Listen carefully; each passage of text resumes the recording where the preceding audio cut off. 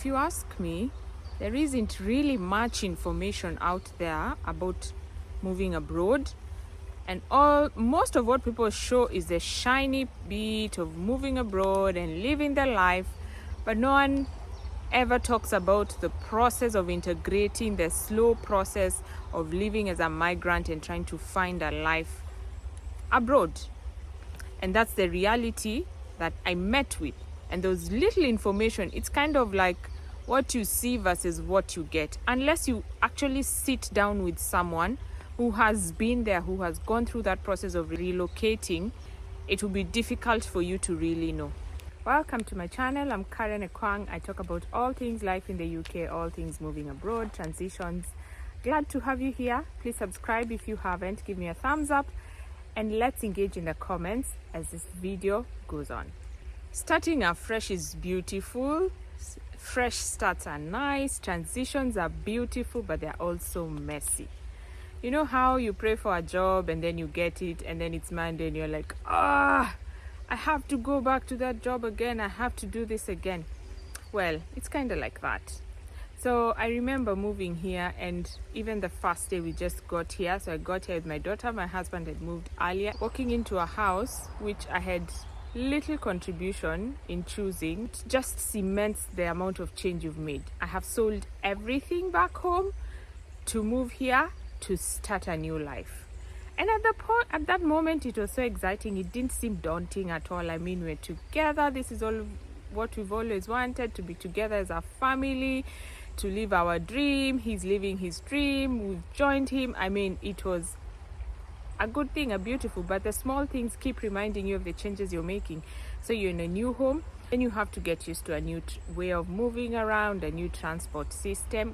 In the start, guys, we didn't have a car, so we had to use public transport. And yes, I know public transport is efficient, but also not so efficient, especially in some parts of Wales. So having to fit into the public transport schedule when you have to take a kid to nursery or when you have to do something. I remember this day, I ranted that day and I wanted to go back home and I was ranting to myself.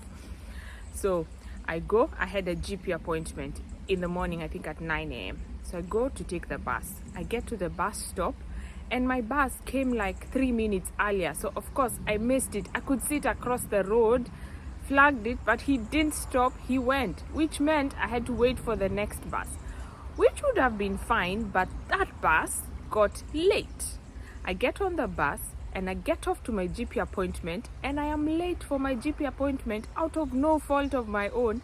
And then I am postponed to 2 hours later, so I can't go back home. I have to go hang around town as I wait for my GP appointment. And then the blessings of UK weather, it starts raining. Guys, I'm walking and it starts raining. That's the day I was like, what is this? What is this?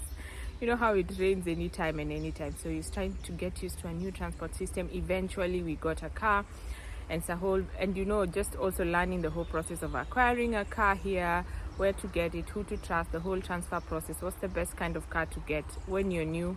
It's a lot, but it's fine. We jumped over that hoop. Another one was choosing a school. So choosing a school for our daughter. We had this one school close to our home, which lots of people were recommending, so it felt like a good school. And then there was also another one which was far away, which quite a number of people had kids in, but no one was really recommending except one person. So we took her to the first school, and after the first term went well. The second time we had to move her because she was not coping. It wasn't the right fit for her, so we had to move her to a different school. But the amazing thing about this whole starting afresh is kids are so adaptable.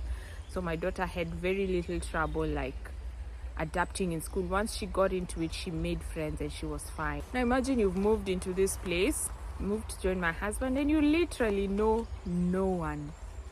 Like, all the networks I had actually are thanks to him. I mean, connected to him either through work or through church or through the people he had met when he came before me. And credit to him anyway, he had sort of looked out for people I could engage with. So when I came, he hooked me up with like people from his workplace. He's like, meet this person and would organize lunch dates, or I'd tag along with him to some of his meetings, his engagements. Some of his workmates like wanted to meet us, which like helps to kind of feel like, okay, there's a community I can build. But you move and you know no one, and you need to start building friendships. And you know how building friendships in adulthood is not easy. One thing that helped me, by the way, my daughter is very chatty. So we would go into a bus and she would just start chatting away. And that way I would be forced to chat away with the people. But the interesting thing about connections here is, yeah, there's the chatting, and then after the bus it's bye-bye. You don't get anything further than that. It's rare, like one in many that you get something further from that chatting. And it's something you come to accept.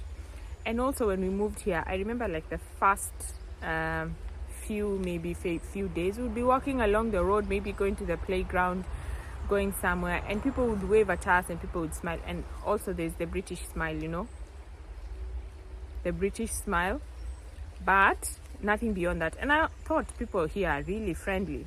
Oh guys, it's a small community, so everyone knows who's new, and so they're friendly, and after that it's done. You have neighbors who it's just hi, nothing more. It's not like back in Africa, back in Kenya, where you kind of get to know your neighbor. Like hitting it off is not easy. People are a bit closed, so navigating friendships within that is also a bit complicated. Another big way that you start afresh is your career.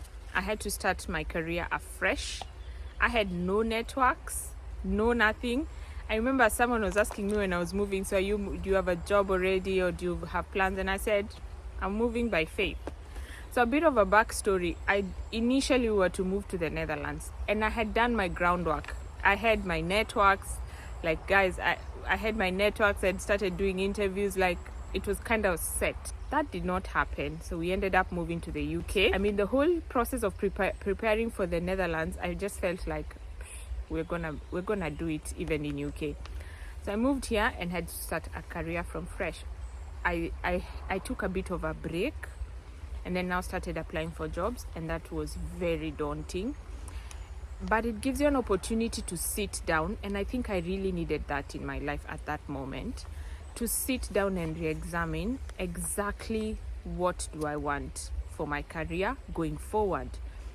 Exactly what kind of job do I want? Exactly what kind of skills do I want to develop? How do I want to grow my career? So it took a lot of reflecting, and then starting to pursue a career in that end, not knowing anyone. And finally I got a job in a very interesting way in the area that I wanted to pursue. It took time, and that transition period is not easy. It makes you reconsider the other thing I'm going to talk about, which is sort of like an identity shift. You've moved, you had a job, you were running a business, you had a life, and now you have to find your identity outside of those titles that you had back home, outside of the structure you had as this whole new person. Are you just a plus one, or who are you? Like, who am I in this whole equation? So it's a whole identity shift, and finding yourself through that is a whirlwind of emotions, but the end is beautiful. You have to kind of face your thoughts. I was someone who was always on the move, with goals, with stuff to do, with plans for the next year, plans for the year.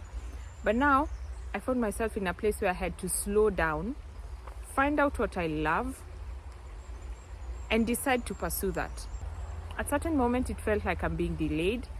It felt like I'm waiting too long. It felt like other people were running and I was mark timing. When starting afresh, sometimes you give yourself timelines of what you should have accomplished or what you should have done over a certain period of time, and you start comparing yourself to others. Just drop that. Drop those timelines. One thing this process really did for me is I dropped all timelines that I had set for myself. And right now, and it taught me to look at my life in the long term. Right now, I set long-term goals. Yes, they are short-term goals, but I don't obsess over them. I set stuff over years, over 2 years, over 5 years. That's how I look at life, which is a nice view. I also had to spend a lot of time with God, and it was a process that grew me spiritually. I had to reconnect with my purpose, because I found myself very busy. I had been in a place very busy in the grind of life without taking stock and looking back. And this is what this process of starting afresh did for me. This process came with lessons, lots of lessons. I am going to be sharing the lessons in the next video, so watch out for that. Please let me know how your experience has been moving, or what you think it is and what you think I should talk about. Thank you for watching, and remember to subscribe.